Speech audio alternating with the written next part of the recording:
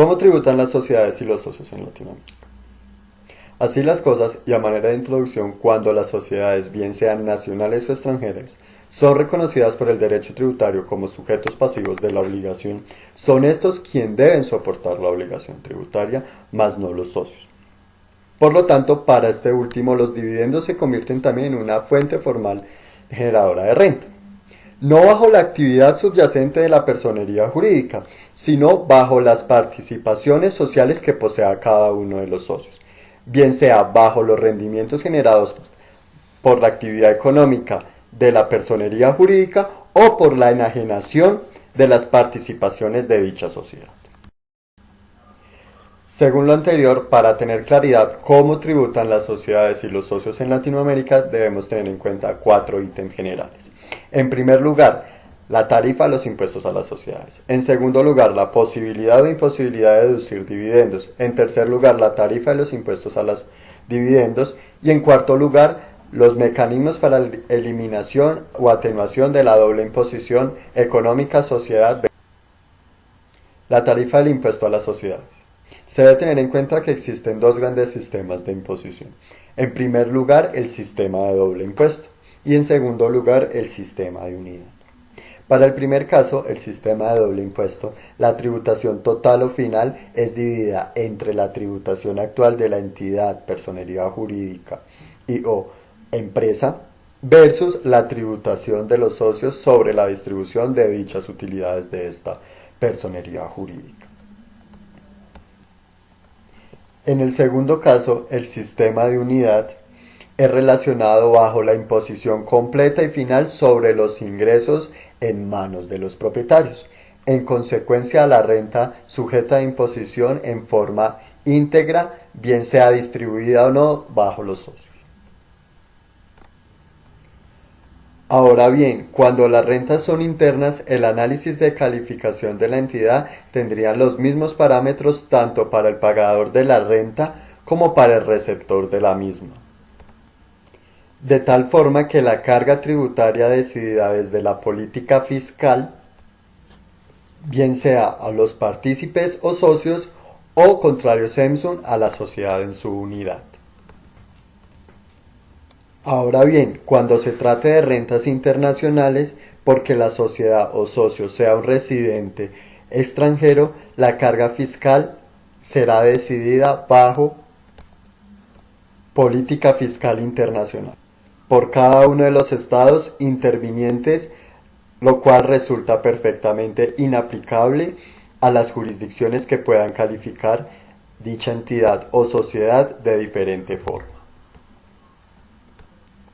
Para lo cual es necesario la utilización de la aplicación de los convenios de la doble imposición. Es decir, cuando se encuentran inmersos 2 socios de diferente nación, clasificación de la renta y presupuestos determinantes de la tarifa. La clasificación de la sociedad es previa a la determinación de la tarifa. El más importante asunto es definir si existe o no una sociedad definida en sus miembros. Para la profundidad de este análisis dependerá si existe derecho interno versus los convenios de doble imposición. Pero algunas normatividades se limitan a el criterio eminentemente formal del derecho privado, para lo cual también debemos tener en cuenta para la determinación de la tarifa, la persona sujeta a la imposición, bien sea socios versus sociedad. En segundo lugar, el aspecto temporal del hecho imponible en cabeza de los socios, bien sea se obtienen beneficios o cuando se distribuyen los mismos. En tercer lugar, el tipo de renta de imposición que recae sobre los socios, si hay beneficios empresariales o dividendos. En cuarto lugar, la persona que tiene derecho a eliminar la doble imposición internacional, bien sea socio o bien sea sociedad. Teniendo en cuenta lo anterior, para el caso colombiano tenemos una tarifa general de renta y complementarios de un 30%, tenemos una tarifa al sector financiero del 33%, tenemos adicional a eso una tarifa para los usuarios de zona franca de un 20% y tenemos una tarifa especial para las empresas de economía mixta, es decir, públicas, editoriales, hoteles y ecoturismo, entre otros, de un 9%. Tarifa de impuesto a las sociedades colombianas. De manera general, la tarifa para las sociedades jurídicas es de un 30%, como lo dije anteriormente.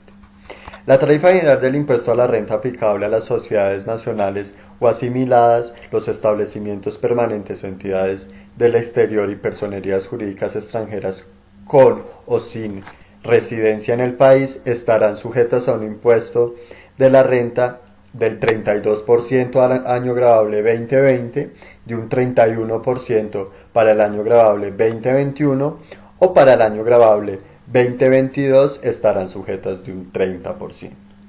Las personerías jurídicas cuyo beneficio de formalización empresarial supeditado bajo la Ley 1429 del 2010 tendrán una tarifa preferencial durante los próximos 5 años subsiguientes aplicando el principio de progresividad, conforme lo muestra la siguiente tabla.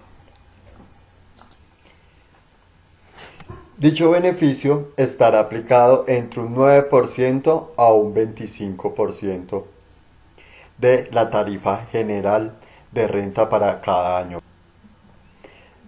Tarifas de renta para el sector financiero. Las tarifas de renta para el sector financiero oscilarán entre un 33 a un 36%, dependiendo del año grabable que estemos a liquidar. Las entidades financieras deberán liquidar puntos adicionales según el año grabable a liquidar. Para el año grabable 2020 deberán liquidar 4 puntos porcentuales sobre la tarifa general del impuesto, siendo un total del 36%.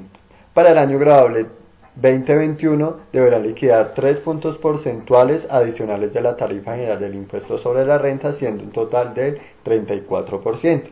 Y para los años grabables 2022 tendrán que liquidar 3 puntos porcentuales adicionales del impuesto general sobre la renta y complementarios, siendo el total de un 33%. Dichos puntos porcentuales serán aplicables a las personerías jurídicas que en el año grabable correspondiente tengan una renta gravable igual o superior de 120.000 VTs, lo que corresponde a 435.696.000 pesos. Tarifas impositivas para los usuarios de zonas francas. Las personerías jurídicas que sean usuarios de zonas francas tendrán una tarifa de renta y complementarios del 20%, según lo consagrado en el artículo 240-1 del Estatuto Tributario. Para los nuevos usuarios de zonas francas, aplicará una tarifa vigente del 15%, siempre y cuando se garantice las nuevas zonas francas cuenten con más de 80 hectáreas y además de esto se garantice que estas nuevas zonas francas tengan más de 40 usuarios, entre empresas nacionales como extranjeras. Para los usuarios comerciales tendrán una tarifa general del 30%. Debido a que estas empresas o usuarios comerciales son personerías jurídicas a desarrollar actividades de mercadeo, comercialización, almacenamiento y conservación de bienes en una o varias zonas francas, pero no están incrementando un valor agregado en el producto que se está realizando en dicha zona franca. El usuario operador es la personería jurídica autorizada para dirigir, administrar, supervisar, promocionar y desarrollar una o varias zonas francas, así como calificar a sus usuarios y autorizarlos. El usuario industrial de bienes es aquella personería jurídica instalada exclusivamente en una o en varias zonas francas autorizadas para producir, transformar, ensamblar bienes mediante de materias primas o productos semielaborados. El usuario industrial de servicios es un usuario, como su nombre lo indica, que presta servicios dentro de la zona franca, tales como call center, corredores, etc. Tendrá una tarifa impositiva de renta y complementarios del 9% las siguientes compañías. En primer lugar, las empresas industriales y comerciales del Estado y de economía mixta que ejerzan monopolios de suerte, azar y licores. En segundo lugar, las editoriales constituidas en Colombia como personerías jurídicas cuya actividad y objeto social sea exclusivamente la edición de libros, revistas, folletos, coleccionables seriados de carácter científico y cultural. En tercer lugar, las empresas de servicios especializados como nuevos hoteles que se constituyan en municipios hasta de 200.000 habitantes. Y en cuarto lugar, los nuevos proyectos de parques temáticos, nuevos parques ecoturísticos y agroturísticos y nuevos muelles náuticos que se constituyan en municipios hasta 200.000 habitantes. Por último, las tarifas para América Latina y el Caribe. En América Latina y el Caribe se da de carácter celular. Esto implica que se graban por separados distintos tipos o cédulas de renta que se perciben por un mismo contribuyente. Dichas tasas están entre un 10 a un 35% según corresponda a la jurisdicción aplicable y se configuran con tasas mayores a utilidades empresariales, tasas progresivas de renta y situaciones de renta y complementarios dual. Esto quiere decir que se graban tanto los ingresos de sociedades como de sus socios, bien sean naturales o jurídicos. Dichas tarifas impositivas estarán inmersas entre un 30% a un 10% según corresponda. En el caso de Argentina se tendrá una tarifa del 30%, para Bolivia una tarifa del 25%, para Panamá una tarifa del 25%, México una tarifa del 30%, República Dominicana una tarifa del 27%, Uruguay una tarifa del 27%, Paraguay una tarifa del 10%, Ecuador una tarifa del 25% y Chile una tarifa del 25%. Buenas tardes, mi nombre es Giovanni Tafur y les vengo a hablar sobre la posibilidad o imposibilidad de deducir los dividendos. ¿Sí? Desde hace algunos años, algunos actores han planteado la posibilidad de analizar la deducibilidad del pago de los dividendos en la base imponible de las compañías que los decreta o los pagas. Entre ellos tenemos a Esteban Sanín Gómez, que al analizar la posición del pago de los dividendos entiende que no corresponde a una expensa necesaria de la organización para poder ejecutar su actividad económica, pero sí plantea que sí debe reconsiderarse de que son los inversionistas los que colocan el dinero en estas organizaciones para obtener un retorno vía valorización de la inversión o por la percepción de dividendos, ¿sí? Obtención de un beneficio. Y si nos apoyamos en lo que plantea José Fonbuté Martínez, en que los beneficios deben tributar en cabeza de los accionistas como dueños del patrimonio y no en cabeza de las sociedades, ya que estas es un vehículo para poder ejecutar las actividades económicas, ¿sí? Podríamos mejorar la posición de las sociedades y grabaríamos solo estos beneficios en cabeza de los accionistas para evitar como una doble tributación sobre una misma renta o generar una carga adicional a las sociedades y podríamos facilitar la obtención de financiamiento por parte de las sociedades. ¿Sí? Ante esto, lo que hemos analizado y lo que hemos encontrado en el mercado es que en la gran mayoría de los países los dividendos y participaciones por su regla general no son deducibles del impuesto sobre la renta, ¿sí? En ningún país del mundo.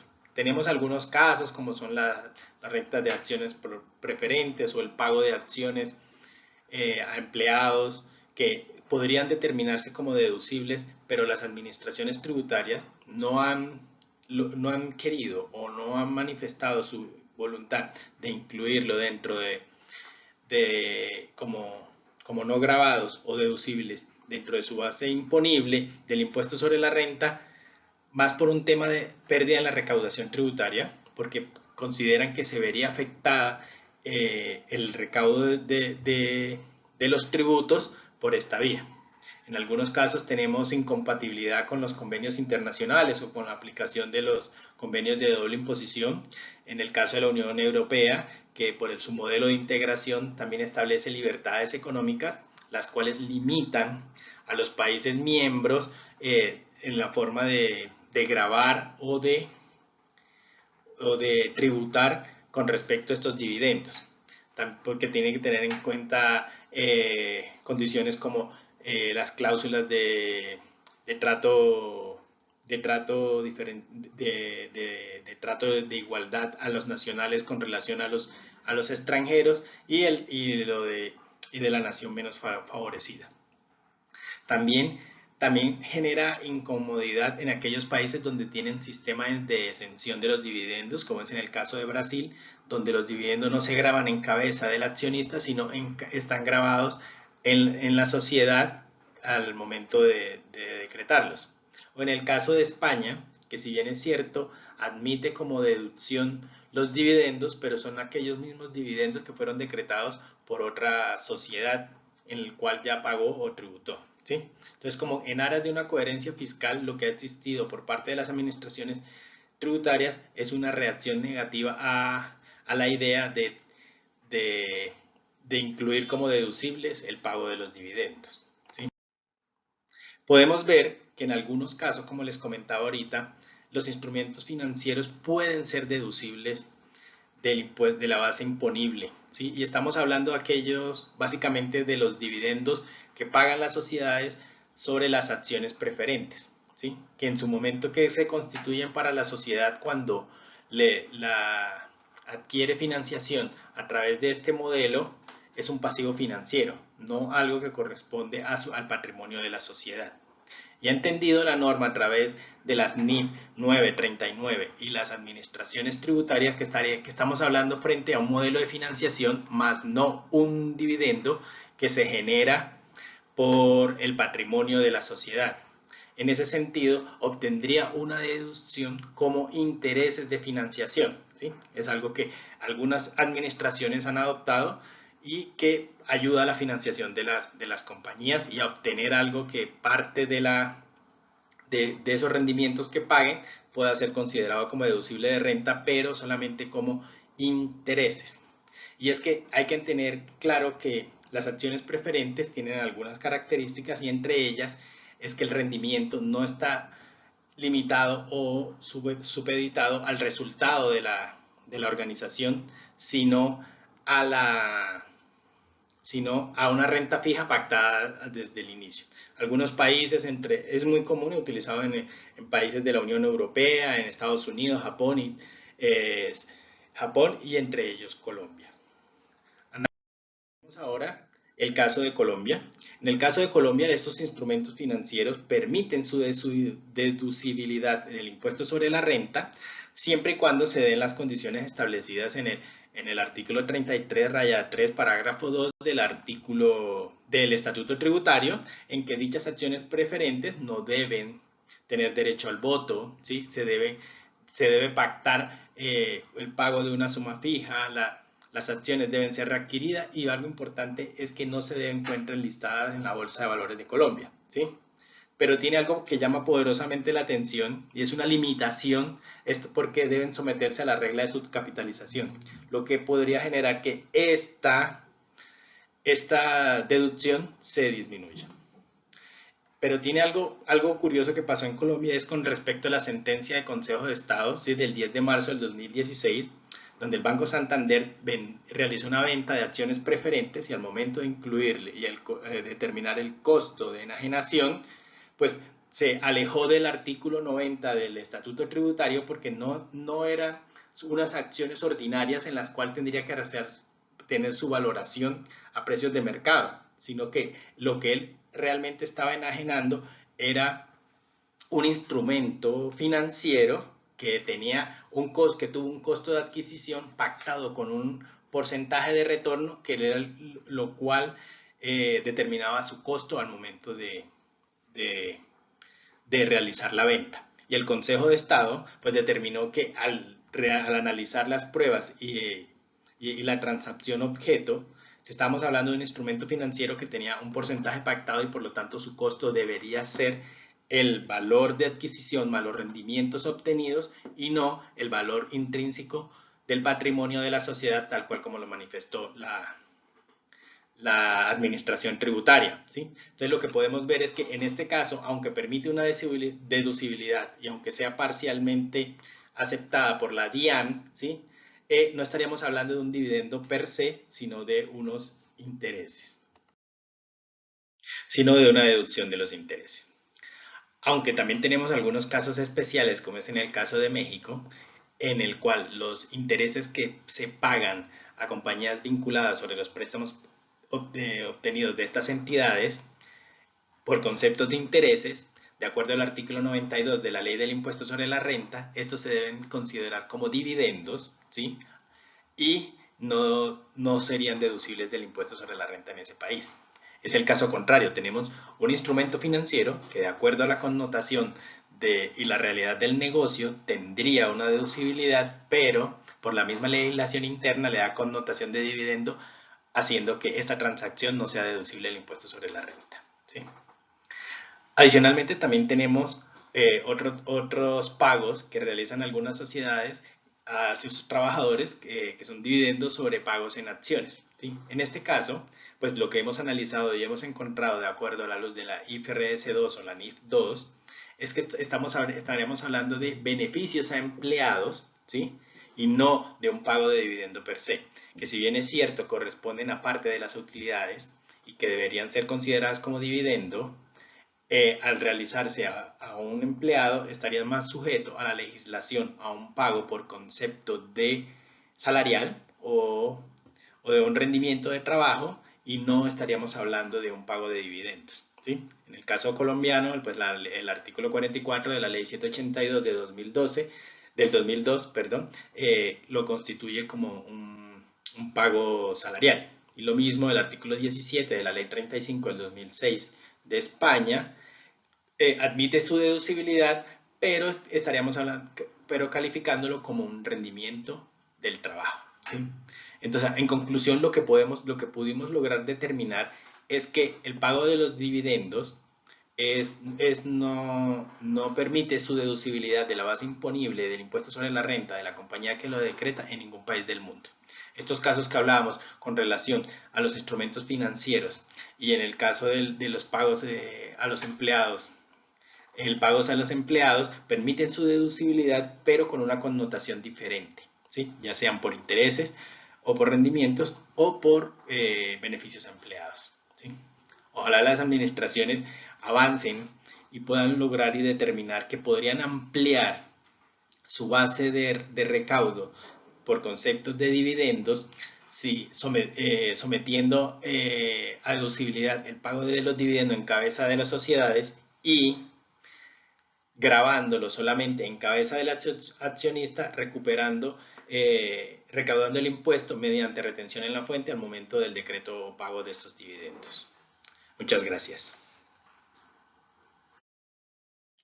Continuando con el tema de cómo tributan las sociedades y los socios en los países de América Latina, y es más específicamente respecto de la tarifa del impuesto a los dividendos, es muy importante tener en cuenta que no abordaremos las discusiones respecto de las diferencias entre beneficios y dividendos, dado a que este sería otro tema de estudio por la ya marcada desigualdad en las definiciones de estos conceptos, así como tampoco aquellas que por temas de conceptualización, dadas en algunas jurisdicciones, se diferencie el tratamiento tributario respecto de los beneficios que se derivan de otras formas legales de asociación y figuras jurídicas de inversión, tales como rendimientos garantizados, beneficios repartidos por fideicomisos, los rendimientos de los fondos de inversión junto con todas sus figuras y formas, y los excedentes percibidos por los miembros de organizaciones sin ánimo de lucro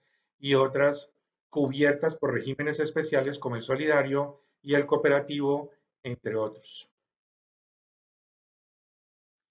Dicho esto, lo que sí es importante es atender de modo general el concepto de dividendo desde el sentido natural y obvio de las palabras, incluso si así se quiere desde su definición etimológica, por lo que la palabra dividendo viene del latín dividendus y significa cantidad que hay que dividir.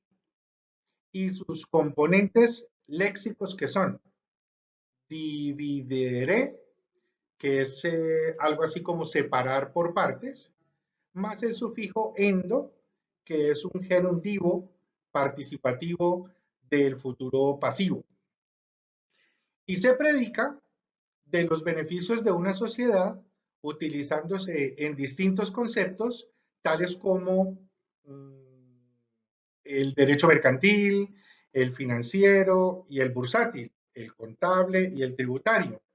Y en cada una de estas tiene asignadas funciones y elementos definitorios. Otras disciplinas como la economía y las finanzas también utilizan el término para describir un flujo de activos de la entidad a sus propietarios para quienes ostentan los derechos económicos de las acciones como rentabilidad o retorno de su inversión. Es así como la definición de dividendos aparece en el artículo del modelo de convenio tributario sobre la renta y el patrimonio de la Organización para la Cooperación y el Desarrollo Económico, que suele servir de guía para la elaboración de los convenios de doble imposición. Esto como parte del esfuerzo que por años ha significado la necesidad de definir y categorizar las rentas y asignarles un tratamiento de cara a poder encauzar la solución de los problemas generados por la doble imposición, sin que esto signifique una unificación de criterios, antecedentes que tampoco serán tratados en este trabajo.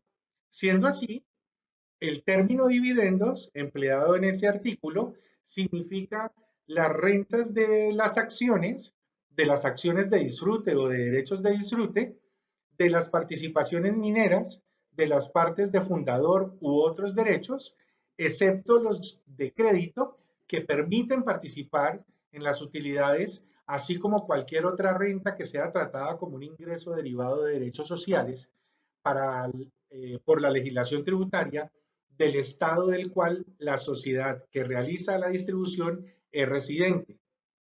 No obstante, esto está lejos de ser un tema poco controversial debido a que no ha sido fácil dar con un significado autónomo e independiente de las normas internas a causa de la variedad de los tratamientos que existen.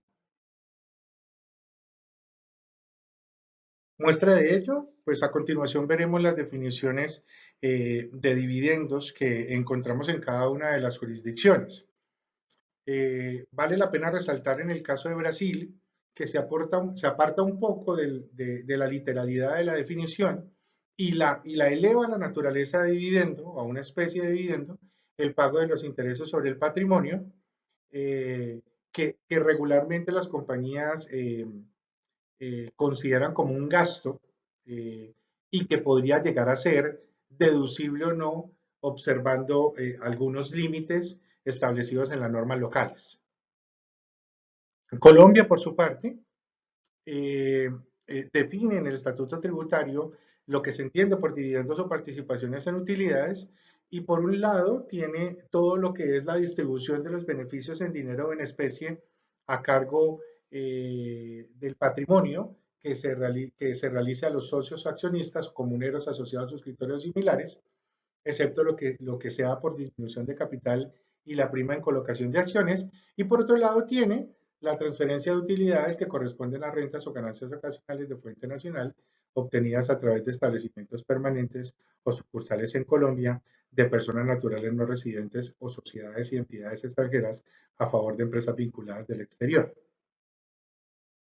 Aquí, por ejemplo, vale la pena resaltar que en la definición del Salvador, eh, habla sobre los pagos en efectivo de las corporaciones, que las corporaciones hacen a sus accionistas y que les proporcionan el retorno que reciben por el capital que ellos hayan suministrado. Sin embargo, si las compañías que en la actualidad no pagan dividendos reinvierten las utilidades generadas en la empresa, pues eso lo que hace es incrementar la capacidad de la compañía para poder pagar dividendos en el futuro.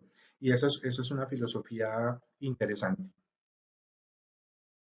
Por su parte, aquí vale la pena resaltar dos cosas. Honduras hace una mezcla de diferentes conceptos que hace mucho más difícil entender por la ambigüedad, porque incluye conceptos en los dividendos y participaciones como el beneficio diferente de dividendos y entiende también que existen otras formas en las cuales se pueden generar cosas tales como dividendos, como temas de rendimientos garantizados en los contratos de alquiler y cosas así.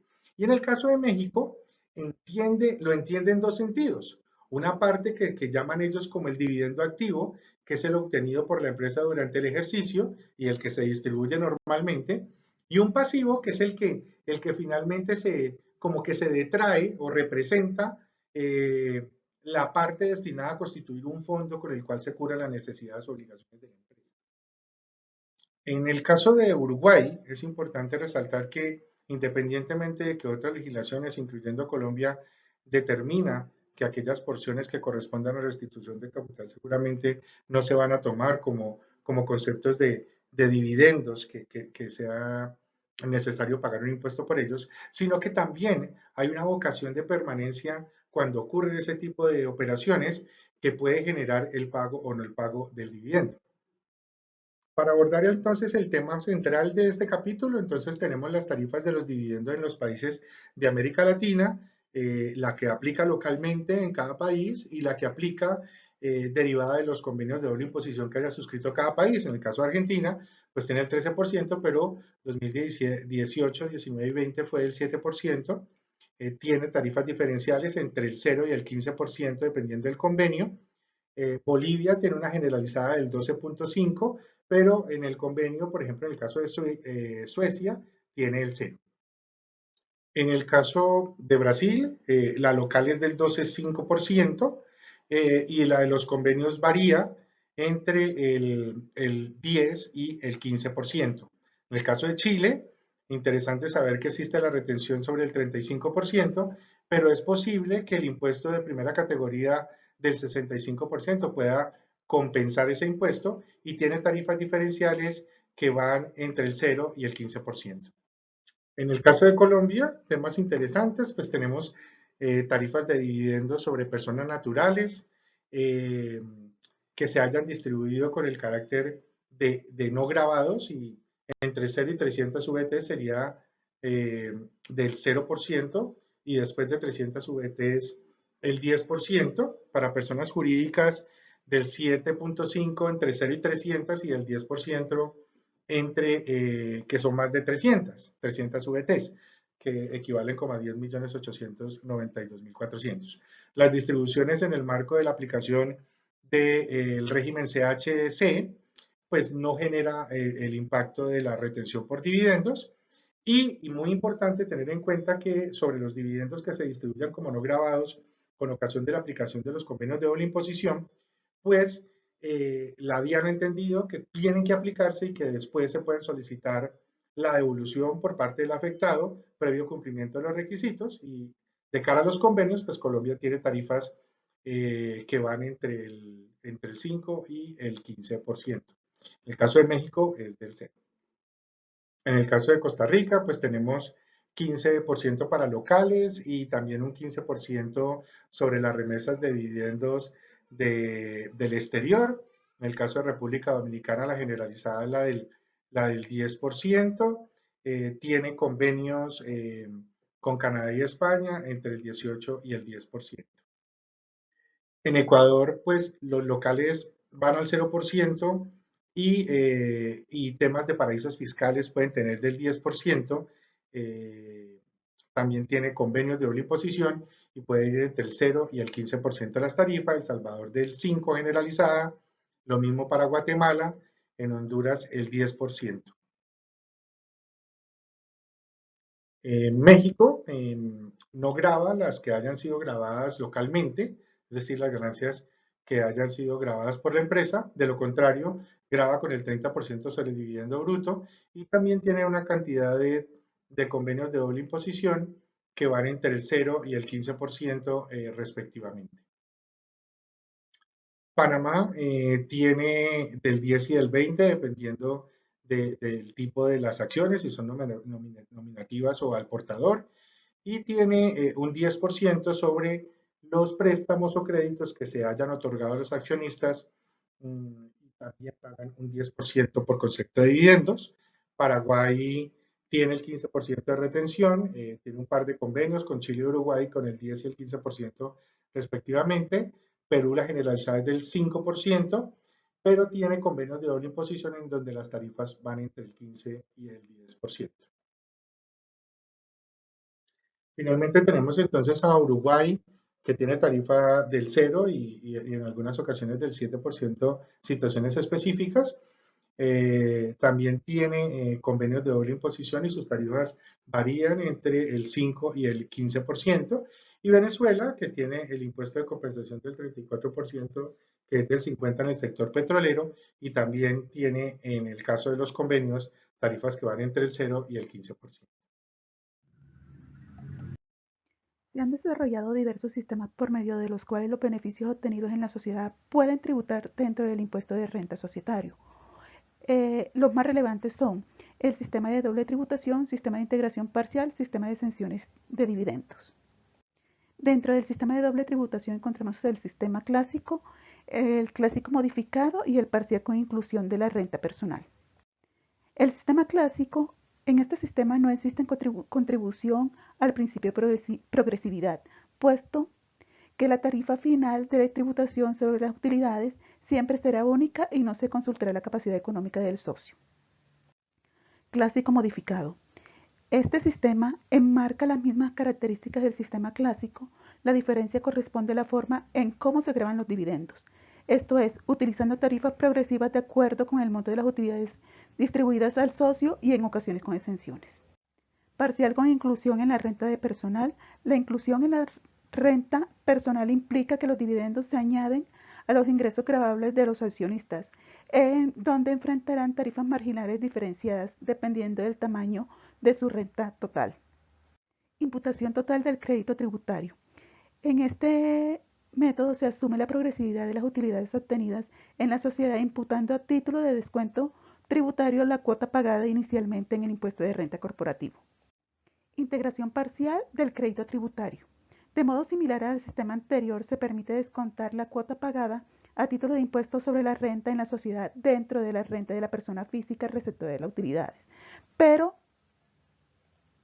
imponiendo limitaciones de cuantía o restringiéndolo a un porcentaje fijo. Dentro del sistema clásico encontramos a países como Argentina, Costa Rica, El Salvador, Guatemala, Honduras, Perú, República Dominicana.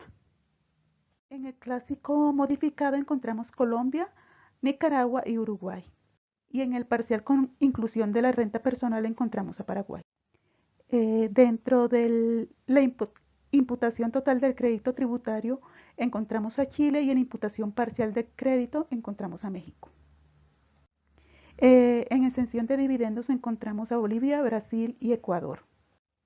En Colombia se estipuló un régimen de exención hasta el año gravable 2016. A partir del año 2017 se estableció un esquema de doble tributación y se encuentra contemplado en los artículos 240, 242 y 243 del Estatuto Tributario. Es relevante mencionar que en Chile, a partir del 1 de enero de 2017, los contribuyentes podrán optar por dos sistemas: el sistema de renta atribuida y el sistema de renta percibida parcialmente integrada. En México se aplica la piramidación de los dividendos. Los dividendos al provenir de las utilidades de las empresas son gravados tanto en la persona moral como en la persona física. Para que la persona física pueda acreditar el pago realizado por la persona moral, la persona física debe de considerar como parte de su ingreso acumulable el impuesto pagado a nivel corporativo. Para esto, los dividendos deben ser piramidados al multiplicarlos con un factor de 1.4282, tal como lo estipula el artículo 10 de la LISR. La doble imposición económica. La doble imposición económica se genera cuando una misma renta es gravada en dos sujetos pasivos diferentes. Dado que los beneficios tributan a la sociedad que los obtiene y vuelven a gravarse cuando tales beneficios se distribuyen en forma de dividendos a los socios o cuando se transmite la participación de la utilidad generada a la compañía. Medidas para atenuar y disminuir la doble imposición económica. Para atenuar y eliminar la doble imposición económica en Latinoamérica existen medidas unilaterales, normas internas, comunitarias o convencionales, que son los convenios internacionales, multilaterales o bilaterales. Método para eliminar la doble imputación. Las medidas antes referidas contemplan los siguientes métodos para atenuar o disminuir la doble imposición: método de imputación o crédito fiscal, método de exención y método de deducción. El método de la imputación o crédito fiscal, en el que se sustrae del total de las rentas del contribuyente los ingresos obtenidos y grabados en el extranjero. El de la exención, en virtud del cual se exonera la imposición nacional la renta de la fuente extranjera, de manera que dicha renta no será tenida en cuenta a la hora de imponerse un gravamen por parte del país del que el contribuyente es residente. Y el método de la deducción, que consiste en el descuento como gasto en base imponible de los impuestos pagados por rentas extranjeras. Colombia, al igual que muchos países de Latinoamérica, con el fin de atenuar o eliminar la doble imposición internacional, adopta el método de la imputación o tax credit de manera unilateral a través del artículo 254 del Estatuto Tributario. Con este mismo fin, Colombia, a partir de 2005, ha suscrito 11 convenios para evitar la doble imposición, como son el de la Comunidad Andina de Naciones, el Reino de España, el de República de Chile, Confederación de Suiza, Canadá, Estados Unidos Mexicanos, República de Corea, República de India, República Portuguesa y República Checa, y el Reino Unido de Gran Bretaña. En cuanto a la Comunidad Andina de Naciones, aquí se aplica el método de exención, y en el resto de los convenios firmados por Colombia se aplica el método de imputación o crédito. Dentro de los convenios de doble imposición existen unas cláusulas las cuales son relevantes y es importante traerlas a colación. Está la cláusula de nación más favorecida, las cuales suelen establecer que en caso de que un Estado firmante de determinado convenio pacte con un tercer Estado un mejor tratamiento, dicho tratamiento más favorable se debe hacer extensivo al convenio inicial. La cláusula de no discriminación tiene como principal objetivo garantizar a los nacionales de un Estado contratante que no estarán sujetos en el otro Estado a impuestos u obligaciones conexas a los que no estuvieron sujetos los residentes nacionales que se encuentren en las mismas circunstancias en este último Estado. Un ejemplo de la aplicación de la cláusula de nación más favorecida es el caso del convenio de Colombia con el Reino Unido. En todos los convenios para evitar la doble tributación suscritos por Colombia, hasta el celebrado con Francia el 25 de junio de 2015, se incluían dentro del concepto de regalías, artículo 12, que los pagos realizados por concepto de servicios técnicos, asistencia técnica y consultoría, lo que significa que los pagos por estos conceptos están sometidos a tributación en Colombia a una tarifa máxima del 10%. A diferencia de estos convenios, el Reino Unido no incluye estos pagos dentro del artículo de regalías, lo que implica que los pagos por estos conceptos tendrán el tratamiento de beneficios empresariales y por ende no estarán sometidos a tributación en Colombia. Convenios de doble imputación vigentes en Chile y Argentina. Actualmente Chile tiene suscrito acuerdos con Argentina, Australia, Austria, Bélgica, Brasil, Canadá, China, Colombia, Corea, Croacia, Dinamarca, entre otros. Y Argentina cuenta con convenios con Alemania, Australia, Bélgica, Bolivia, Brasil, Canadá, Chile, Dinamarca y Emiratos Árabes Unidos. España, Finlandia, Francia, entre otros. Las sociedades también pueden atenuar o eliminar la doble imposición económica sociedad-socio mediante los instrumentos híbridos. Un instrumento financiero híbrido puede definirse como una forma de financiación internacional que, por considerarse un instrumento de deuda en la jurisdicción del pagador, genera para éste un derecho a una deducción fiscal al momento de realizarse el pago del interés, mientras que por considerarse como instrumento de capital en la jurisdicción receptora de recurso, dicho importe es calificado no como un interés, sino como un dividendo, con su correspondiente tratamiento impositivo. Este tipo de instrumentos son utilizados para planificación fiscal internacional. Entre los más comunes en América Latina tenemos los convertibles por ley, y los más utilizados son los bonos convertibles en acciones, las acciones preferenciales convertibles, los papeles de deuda con opción de compra de acciones y los papeles convertibles representativos en acciones. Otros instrumentos híbridos que surgen del conflicto entre jurisdicciones son deducibilidad del dividendo pagado en las acciones preferenciales redimibles, deducibilidad de los dividendos pagados en el capital propio y repos internacionales, acuerdos y créditos de participación en utilidades, deuda subordinada y acciones con dividendo fijo. En Brasil, mediante la Ley 9249 de 1995, se permitió que las sociedades pudieran deducir fiscalmente los intereses pagados a sus propios accionistas por el pago del capital de la sociedad, independiente de los resultados de la compañía, lo cual se constituye como un reconocimiento del valor del dinero aportado, el cual no tiene carácter de préstamo.